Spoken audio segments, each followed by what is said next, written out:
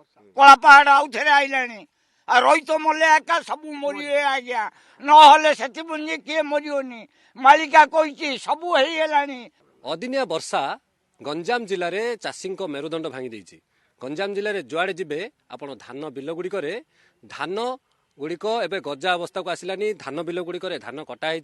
किंतु ताहा उपरे वर्तमान पानी भासुची एवं ए भितर को जाई चाषी धान किभली संग्रह करिवो एवं मंडी को देबो ताहाकु नै चिंतारे वर्तमान धान गुड़िक गजा अवस्था को आसलानी। यह हूँ ता चित्र आपण देखिबे धान गुड़िक वर्तमान गजा अवस्था को आसलानी। ए गजा अवस्था रे चाषी किभली तार तो धान पई जहाँ पैसा खर्च करिछि ताहाकु फेरी पाइबो ताहाकु नै चिंतारे पूर्वरु मंत्री विधायक माने विभिन्न स्थान रे बुली एगुड़िक स्थिति परीक्षण करचंती एवं चाषी ठारू फीडबैक नहीं। वर्तमान एबे आमे अच्छु दक्षिणपुर अंचल रे ब्रह्मपुर ठारू कि दूर रे चाषी माने अछंती देखिबे धान बिल गुड़िकर स्थिति धान गुड़िक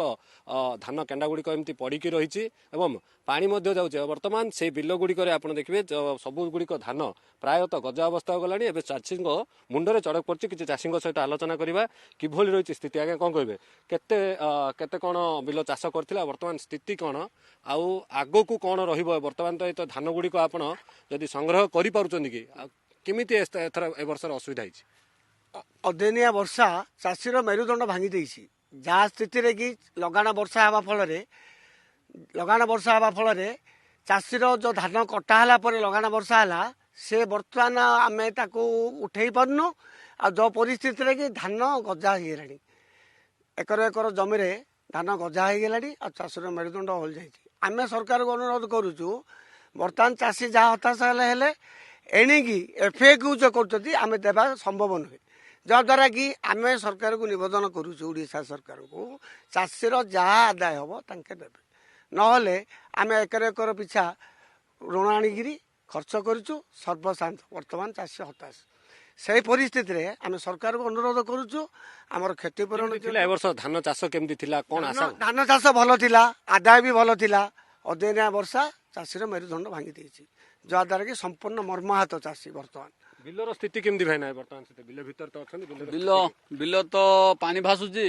आउ धान ऊपर तो पानी चलुची केते काटिगिरी पड़ची केते अकटा धान सुओ बहिरी पड़ची ता ऊपर पानी चलुची आउ आमे खाई पिला कुटुंब खाई आशा करथिलु पर लोकरु बाकी आनिगिरी करथिलु आउ सेता तो आमु आउ आशा छाड़ देलु सेता आमे दबु केमिति आ सरकार उपरे आगा आशा आमर आउ किछि नै आउ ए धान केमिति जहा कि अमल हबो सेतिओ केमिति नेबे आउ हमकु ये करिए आउ केते कोन भण बिल एथर चाष करथिलो केमिति कोन चिता 5 एकर खंडे चाष करथिलु आउ भण को एकर को प्राय 25,000 तो 20-25,000 खंडे खर्च होइतियो आउ सेता हम आउ पाइबा को आशा करनो आपण सरकार ऊपर आशा हमर आउ ए तो धान केंडा गुडी को काटी पकेज एक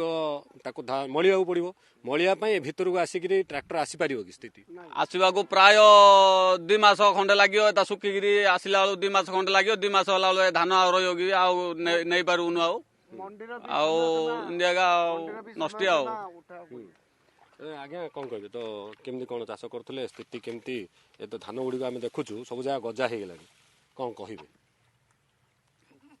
सरकार आज्ञा जितेबल को हाँ आसुच्च आज्ञा कहते से सीना चाषी एवं पड़ी हताशिया किए गुहारी बुझिया को नहीं आज्ञा। हाँ कौन कौन चाष केमती करथिलो एथर कौन आशा करथिलो केमती भल धान भल होइथिला आज्ञा अति हेले इति होउची सेतिपाई आउ किछि नै लोक ऋण बाड़ी आनिकिरी करिकिरी बहुत कष्ट होइथिला। केते केते भण खंडे चाष करथिलो एथर वर्षा केते दिन हला केमती नष्ट होइछ वर्षा आज कि 4-5 दिन हेलानी एकापिरी केतल छाड़िया को नै रातर दिन चाषी आउ किछि करिया को उपाय शून्य धान सब गजा हेलानी ए धान नबा को आज्ञा बाध्य न नेले चाषी आत्महत्या करी विष खाइबो एमती केते भरण बिल एमती अवस्था रे अछि ना गंजाम जिल्ला रे एमती स्थिति गंजाम जिल्ला रे अछि आज्ञा हां ले केमती कोन लोन करथिलो कोन चासा आशा करथिलो कोन एथर वर्षा हला आगु आउ थरे मुंडो ऊपर मेघ आसिला हां आउ थरे मेघ आसिलानी एता काडिया को आउ उपाय शून्य रहितर से जा सरकार करिवे आउ किछि बुद्धि नाही तासी की ସିଏ ଖାଲି ଅଛି ବିଷ କି ମହୁରା ଖାଇକିରି ମରିବ ଆଉ ତା ଛଡା ଆଉ କିଛି ଉପାୟ ଚାଷୀରେ ନାହିଁ। ଆଉ ଥରେ ଆସିଲାଣି କଳା ପାହାଡ ଆଉ ଥରେ ଆଇଲାଣି ଆଉ ରହିତ ମଲେ ଏକା ସବୁ ମରିବେ ଆଜ୍ଞା ନହେଲେ ସେଥିପାଇଁ କିଏ ମରିବନି। ମାଳିକା କହିଛି ସବୁ ହେଇଗଲାଣି ଏ ଜିନିଷଟା ବାକି ଥିଲା ପାଣି ଏପର୍ଯ୍ୟନ୍ତ ଛାଡୁନି ପାଣି ନାଇଁ ପାଣି ଛାଡୁନି ଆଉ ଥରେ ପୁରା ପକେଇଲାଣି। ମାଳିକା କହିଥିଲା ତ ଚିନ୍ତାରେ ସମସ୍ତ ଅଛନ୍ତି। ହଁ ଚିନ୍ତାରେ ଅଛନ୍ତି। ଚିନ୍ତାରେ ସବୁ ସରିଗଲେଣି ଆଉ ଆଜ୍ଞା। ଦେଖିବେ ଚାଷୀମାନଙ୍କର ସ୍ଥିତି ବର୍ତ୍ତମାନ ଆମେ ଯେଉଁ ବିଲରେ ଅଛୁ ଏଠି ମଧ୍ୟ ପାଣି ରହିଛି ଭିତରେ କାଦ ପଚପଚ ଅବସ୍ଥା ସେଇ ଭିତରେ ଚାଷୀକୁ କିଭଳି ତାର ବର୍ଷକ ଜାଗର ପରିଶ୍ରମର ଫଳ ମିଳିବ ସମସ୍ତେ ଏବାକୁ ଚିନ୍ତାରେ ଅଛନ୍ତି। ତେବେ ଏହି ସମୟରେ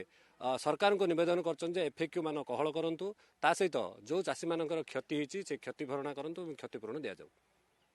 ଦକ୍ଷିଣପୁରରୁ କ୍ୟାମେରା ପର୍ସନ ପ୍ରଶାନ୍ତଙ୍କ ସହ ଜଗନ୍ନାଥ ସାହୁ, OTV।